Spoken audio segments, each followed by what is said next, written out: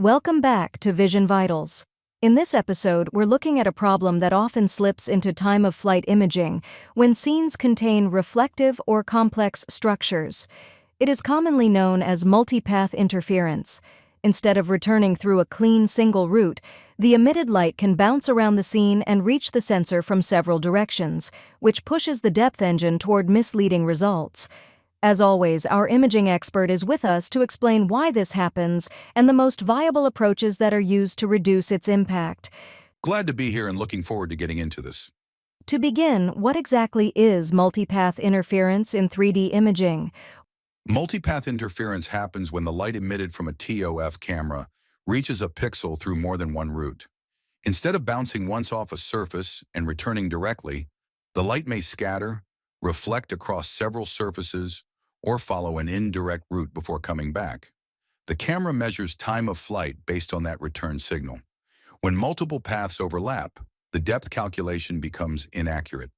The sensor blends these signals and produces a value that does not represent the true distance.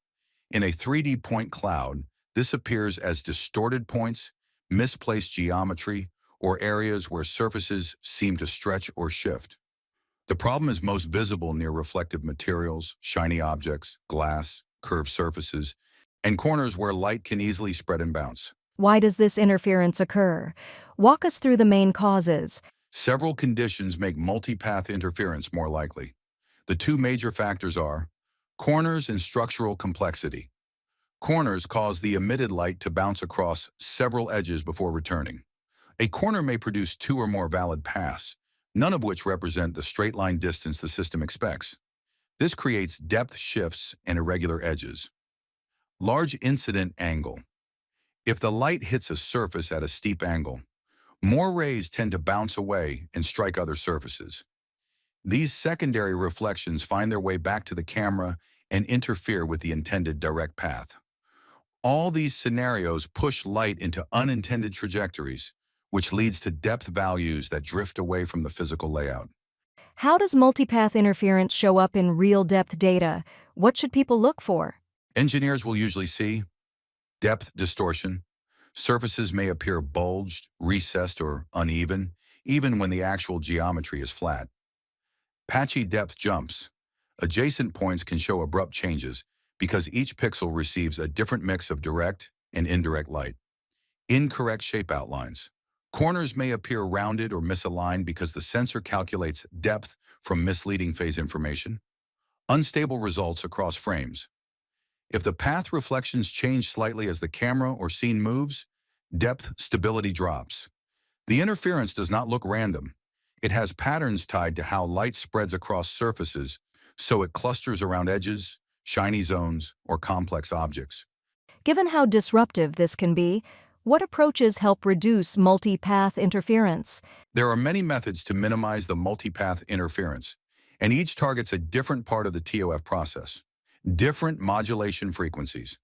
Switching between frequencies or evaluating depth across multiple frequency ranges helps distinguish true signals from misleading ones. Indirect paths tend to exhibit different phase behavior. Comparing frequencies helps isolate the direct path.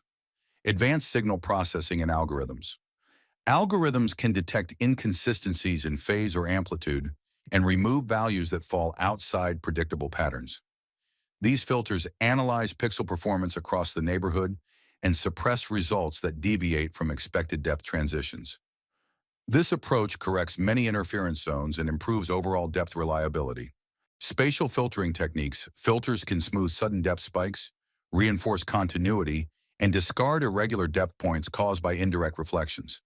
The goal is to maintain structural consistency while removing noisy outliers. Material and scene-based adjustments, avoiding highly reflective areas or altering the placement of shiny surfaces, can substantially reduce interference. Even small changes in angle, orientation, or surface treatment can help because they alter the paths that scattered light can take. Sensor placement and camera orientation. Simply shifting the camera by a few degrees or adjusting the height or angle changes how the light reaches corners and reflective zones. This reduces multipath pathways before they even form. Optical design improvements. Lens configurations can be optimized to minimize how much indirect light reaches the sensor. In some ToF designs, controlled apertures or refined optical stacks prevent scattered rays from hitting the pixel array. How do reflective materials specifically influence the severity of this phenomenon? Reflective surfaces create more unpredictable secondary reflections. Instead of a weak indirect signal, these surfaces send bright, well-defined reflections toward multiple parts of the scene. The sensor receives them almost as impactful as the direct return. This makes the depth engine choose the wrong phase information, causing entire regions to appear shifted or warped. It's especially noticeable near metallic objects, polished corners, or any surface with high specular properties. The stronger the secondary reflection, the harder it becomes for the camera to isolate the correct path. Are there scenarios where multipath interference naturally stays low?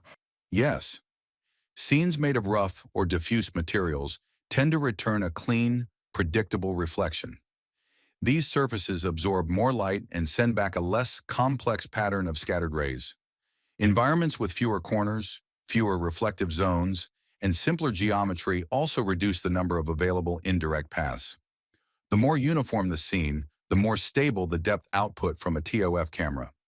For those looking to reduce multipath interference in production systems, what's the best way to approach it? The best approach is to treat this as a multi-layer problem. Start with optical or placement adjustments to remove the most disruptive reflection paths from the environment. Apply algorithmic filtering to suppress residual interference signals.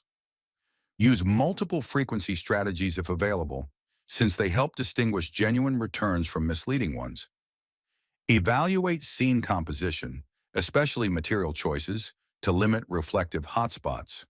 Most deployments combine several of these methods since each step reduces a different part of the interference chain.